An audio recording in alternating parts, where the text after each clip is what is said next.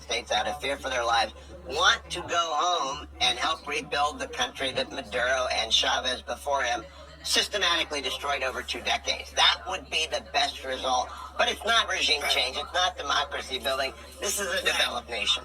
Not regime. President Trump posting on Truth Social, where he says the United States has successfully carried out a large-scale strike against Venezuela and its president, Nicolas Maduro, who has been, along with his wife, captured and flown out of the country. He goes on to say the operation was done in conjunction with U.S. law enforcement. News conference later today at 11 a.m. That is absolutely stunning news and what is a major escalation. You know, in just the last few hours, the torrent of news that has been coming out of this situation has really just been one side of Venezuela, not on port facilities as many had suspected, but right in the heart of Caracas and the states surrounding Caracas, where we know the apparatus himself has governed from for well over a decade now as the leader of Venezuela. So those explosions on Truth Social, not only announcing that the U.S. military was responsible for these military strikes,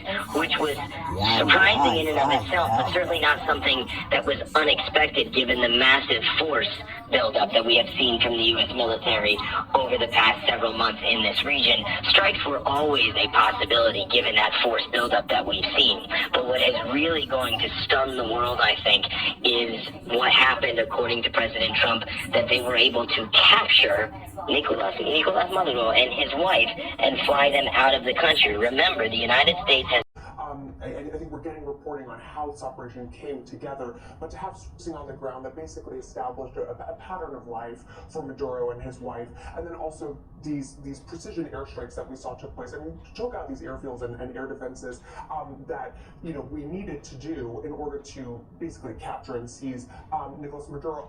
I mean, it shows that the units that did this operation were incredibly precise. They were it was a very quick operation, and I think for having been in the